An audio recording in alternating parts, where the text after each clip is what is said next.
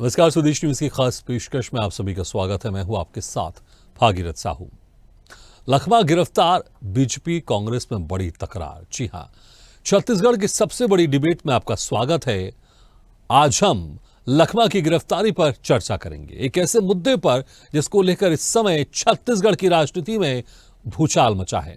छत्तीसगढ़ के बहुचर्चित कथित शराब घोटाले मामले में ईडी ने बड़ी कार्रवाई की है, जिसमें सूबे के तत्कालीन आबकारी मंत्री रहे कवासी लखमा को गिरफ्तार किया गया है। छत्तीसगढ़ में पहली बार ऐसा हुआ कि कोई पूर्व मंत्री गिरफ्तार हुआ है। स्पेशल कोर्ट ने उन्हें 21 जनवरी तक 7 दिनों के लिए रिमांड पर भेज दिया है। 21 जनवरी को अगली सुनवाई होगी। कांग्रेस नेता इस गिरफ्तारी को दोषपूर्ण बता रही है, तो बीजेपी नेता कह रहे हैं कानून अपना काम कर रहा है। ईडी के दावे के मुताबिक बड़ी साठगांठ के साथ पैसे की अफरा तफरी की गई। लखमा ने कहा था कि किसी घोटाले की जानकारी नहीं है। अधिकारी जहां कहते थे वो साइन करते थे, लेकिन ईडी के वकील ने बताया कि कवासी लखमा को 50 लाख रुपए महीने प्राप्त होते थे। इसके सबूत ईडी के हाथ लगे हैं। अब तक 72 करोड़ रुपए के लेन देन और इस पैसे को कहां लगाया गया, इस पर जांच हो रही है। छत्तीसगढ़ में केंद्रीय एजेंसी की कार्रवाई पर लगातार सवाल उठते रहे हैं। इस बार भी विपक्ष ईडी पर राजनीतिक द्वेष से कार्रवाई का आरोप लगा रही है। वहीं सरकार जीरो टॉलरेंस और भ्रष्टाचार पर कड़ी कार्रवाई की बात कर रही है। फिलहाल पूर्व मंत्री आबकारी लखमा 7 दिन के ईडी रिमांड पर रहेंगे। इन 7 दिनों तक कवासी लखमा से पूछताछ के बाद कई बड़े खुलासे हो सकते हैं। आने वाले दिनों पर और कौन कौन इस कार्रवाई के जद में आते हैं और क्या कुछ खुलासा होता है, ये देखने वाली बात होगी। तो इसी खास मुद्दे पर हम चर्चा शुरू करेंगे, लेकिन पहले कुछ प्रतिक्रिया आपको सुना देते हैं। ये कितना बड़ा नेता है, मेरे पास फूटी कोड़ी 1 रुपया नहीं पकड़ा गया। ये बोलते हैं भ्रष्टाचार हो गया। पूरा घर में ना कोई कागज पकड़ा है, पैसा पकड़ा है। इन लोग फर्जी मामला बनाकर जेल भेजने का काम कर रहे हैं। ये पूरा अमित शाह, नरेंद्र मोदी और विष्णुदेव साय यहाँ के भारतीय जनता पार्टी सरकार ने मेरे गरीब आदमी को, बस्तर का आवाज को, बस्तर में लोग विधानसभा पंचायत चुनाव, नगर पंचायत चुनाव होने जा रहा है, इसलिए चुनाव में ये भाग नहीं ले। इसके कारण मेरा किस प्रकार दबाव करके कागज मांग रहे थे। कांग्रेस के वरिष्ठ आदिवासी नेता कवासी लखमा की गिरफ्तारी ईडी के द्वारा राजनीतिक साजिश है। सारा देश जानता है कि अब देश में ईडी, सीबीआई, आईटी कार्रवाइयां क्यों करती हैं। जब भारतीय जनता पार्टी के राजनीतिक एजेंडे को पूरा करना होता है, जहां जहां चुनाव हो, छोटा बड़ा चुनाव हो, वहां पे विपक्षी दल के नेताओं को बदनाम करने के लिए ईडी कार्रवाई करती है। छत्तीसगढ़ में पंचायत और नगरीय निकाय के चुनाव हैं, तो ऐसे में ईडी भारतीय जनता पार्टी के इशारे पे, पहले तो भारतीय जनता पार्टी चुनाव को टालने में लगी हुई है, अब इन प्रकार में उन्हें चुनाव कराना उनकी मजबूरी है, तो अब विपक्ष को टारगेट करने की कोशिश की जा रही है। कवासी लखमा की गिरफ्तारी ईडी भारतीय जनता पार्टी के राजनीतिक एजेंडे को पूरा करने के लिए की। साथ ही साथ अरुणपति त्रिपाठी की भी गवाही में इन बातों में आई है कि इन 50 लाख के ऊपर 1.5 करोड़ रुपया और भी उनको दिया जाता था का शराब कार्टेल से, तो कुल मिला के 2 करोड़ रुपया माह उनको जा रहा था। इस बात की पुष्टि दोनों की गवाही से हुई और इस हिसाब से ये माना गया कि 36 महीने तक की अगर स्कैम चला है, तो ऐसी सूरत में जो टोटल प्रोसीड्स ऑफ क्राइम है वो करीब 72 करोड़ रुपया आ रहा है। सेकेंड थिंग, एक इम्पॉर्टेंट बात ये भी आई कि ये जो पैसा बेसिकली 2 करोड़ रुपए का जो हमें दिखाई पड़ रहा है, वो इस्तेमाल हुआ है सुकमा में इनके सुपुत्र के घर बनाने में और जो है कांग्रेस भवन बनाने में, वो भी सुकमा में ही है। तो इस प्रकार से जो प्रोसीड्स ऑफ क्राइम है, prevention of money laundering act की धारा 3 में दिए गए धन शोधन के अपराध दिखाई पड़े, जिनको हमने अभी और समन करके रखा गया है, जो और उनको बुलाया जाएगा, उनको ये किसी प्रकार से प्रभावित करेंगे। इस वजह से हमने इनको आज अरेस्ट करके उनकी दोपहर के 3 बजे हमने अरेस्ट किया है और उनको प्रस्तुत किया था। 14 दिन की हमने कस्टोडियल रिमांड मांगी थी, लेकिन माननीय न्यायालय ने 21 जनवरी 2025 तक की इनकी कस्टोडियल रिमांड हमको ग्रांट करी है।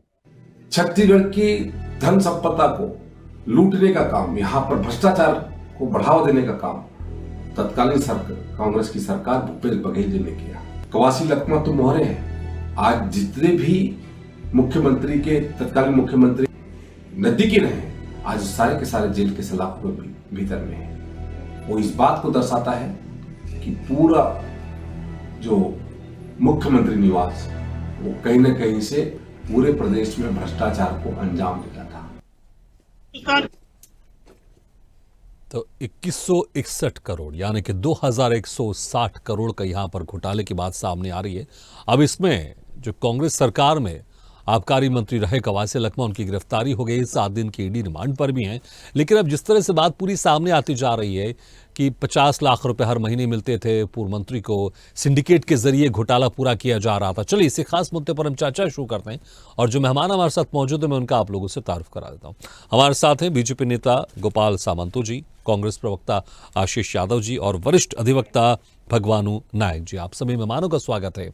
सबसे पहले आशीष यादव जी, देखिए 2161 करोड़ रुपए की यहां पर बात सामने आ रही घोटाले को लेकर और यह भी आरोप लगाया जा रहा है कि 50 लाख रुपए हर महीने पूर्व मंत्री कवासी लखमा को मिलते थे और एक सिंडिकेट के जरिए यहां पर पूरा यह आरोप किया जा रहा था, भ्रष्टाचार किया जा रहा था। लेकिन लगातार आप लोग की तरफ से कहा जा रहा है कि द्वेषपूर्ण भावना के जरिए यहां पर इस तरह के आरोप लगाए जा रहे हैं, गिरफ्तारी की जाए। लेकिन ईडी कह रही है हमारे पास तो पूरे सबूत है।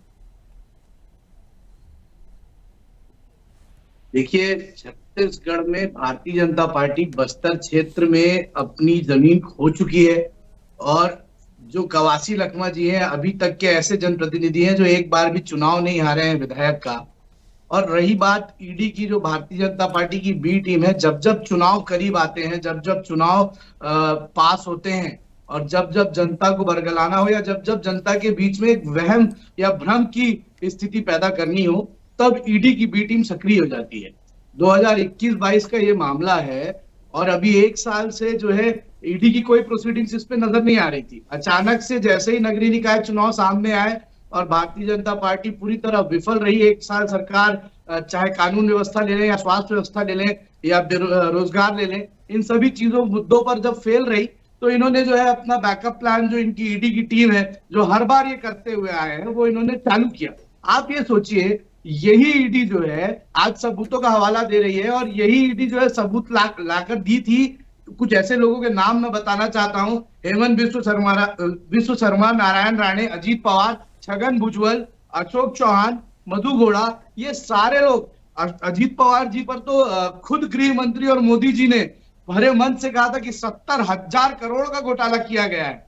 72 करोड़ की बात जो है कवासी लखमा जी के बारे में कही जा रही है और 50 लाख प्रति महीने की जो सबूत ईडी प्रस्तुत कर रही है, ईडी ने ही प्रस्तुत किया था इनके खिलाफ 70,000 करोड़ का घोटाला। क्या हुआ फिर? जैसे ही ये भारतीय जनता पार्टी इन्होंने ज्वाइन करी, भारतीय जनता पार्टी के लोगों ने अपनी वॉशिंग मशीन चलाई और ये साफ हो गया, इनका केस बंद हो गया।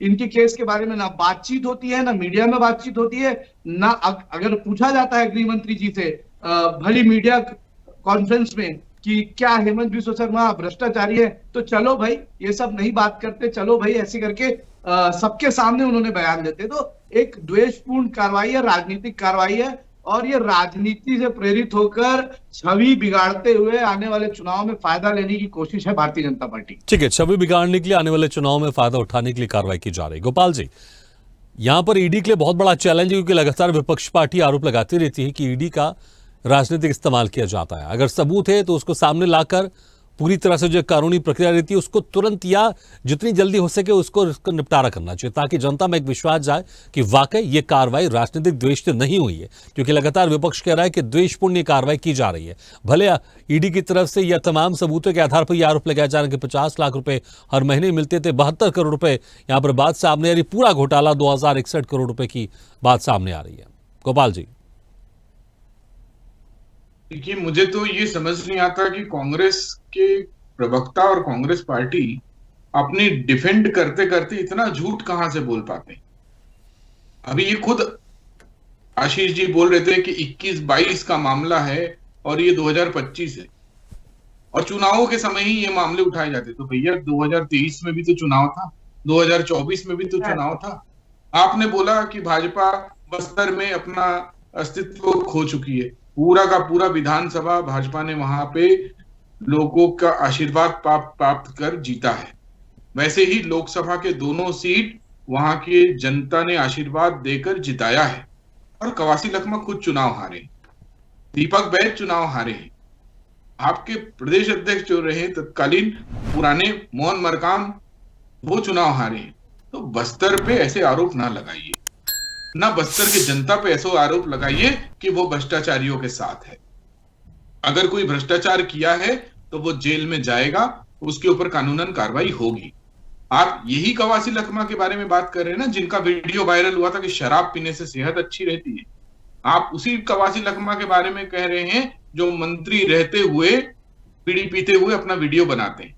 आप उसी कवासी लखमा के बारे में बात कर रहे हैं जिन्होंने कहा कि मुझे पढ़ना लिखना नहीं आता और मैं जहां सिग्नेचर करने बोलते हैं मैं कर देता हूं, और जो प्रदेश का वाणिज्य और उद्योग मंत्री रहता है।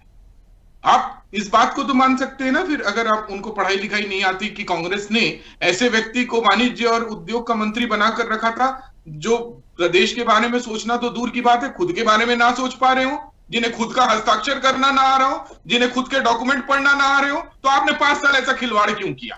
5 साल जनता के साथ ऐसा खिलवाड़ क्यों किया? इसका भी जवाब जनता को देना पड़ेगा। और रही बात भ्रष्टाचार की, भ्रष्टाचार में आकंठ तक कवासी लखमा डूबे हुए थे, जिसका हर जगह पर हर बात पर सबूत मिलते जा रहे हैं, और सबूतों के आधार पर ही उन्हें ईडी ने रिमांड पर लिया था। और बार बार आप सीबीआई की बात करते हैं, बार बार आप ईडी की बात करते हैं। आप इस देश में अगर सीबीआई और ईडी ने पहला केस अगर किसी पॉलिटिकल नेता पर किया था तो वो जॉर्ज फर्नांडिस पर किया था, जो एक सोशलिस्ट और लेबरों के लीडर थे। उस पर केस किया था ईडी और सीबीआई ने, इंदिरा गांधी के तत्कालीन प्रधानमंत्री रहते हुए। तो ये सब आरोप आप लोग इसलिए लगाते हैं क्योंकि आप लोगों ने ये कृत्य करे हुए।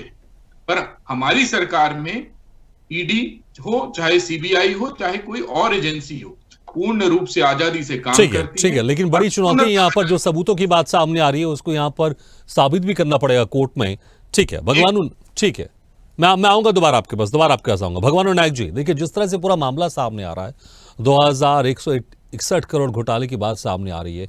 ये बात सामने आने की जो लाइसेंस से दुकान थी वहां पर अवैध तरीके से जो शराब बेची जा रही थी, जिसके चलते राजस्व का नुकसान हो रहा था। लेकिन जो अभी सबूत सामने आ रहे हैं, जो धाराएं लगी हैं, या फिर जो ये मामला है, ये कानून की दृष्टि से कितने यहाँ पर मजबूत है और कितना अगेंस्ट यहाँ पर होता हुआ दिखाई दे रहा है कवासी लखमा के? देखिए भागीरथ, तो पहले तो मैं आपको बता दूं कि छत्तीसगढ़ के इतिहास में पहली बार किसी पूर्व मंत्री के खिलाफ ईडी ने ये एक बड़ी कार्रवाई की है। और जनप्रतिनिधि है वो, और ये पूरा जो डिपार्टमेंट होता है, कोई भी पूरा विभाग होता है, उसमें मंत्री अकेला नहीं होता, बल्कि उस विभाग के नीचे बहुत से आईएएस अधिकारी होते हैं, बहुत सेक्रेटरी होते हैं, अपर सचिव रहते हैं, कर्मचारी रहते हैं, वो सब मिल करके ये काम करते हैं। और छत्तीसगढ़ में एक जनप्रतिनिधि के खिलाफ जो चुने हुए हैं, अभी वर्तमान में विधायक भी है, ये सोचने वाली बात है। और अभी जो ईडी ने जो कार्रवाई की है, कहीं ना कहीं जो एक्ट है, उस एक्ट की धारा 19 के तहत, मनी लॉन्ड्रिंग एक्ट के 19 के तहत जो गिरफ्तारी की जो शक्ति होती है, जांच का, अन्वेषण का, उसके तहत उन्होंने कार्रवाई की है। वो दावा कर रही है अभी कि 72 करोड़ रुपए इनको मिला है। ये हम सब ने देखा है, अभी आपके टीवी चैनल के माध्यम से भी सुना है हमने। लेकिन अब इसको, ये प्रारंभिक स्तर पर है, ईडी इसको कितना प्रमाणित कर पाती है, ये अभी इन्होंने अभी रिमांड में लिया, पूछताछ कर रही है, क्या मामले आएंगे, उनके पास क्या दस्तावेज है, ये जब तक पूरा ट्रायल नहीं हो जाएगा, पूरा विषय जो है matter of evidence, matter of trial का है।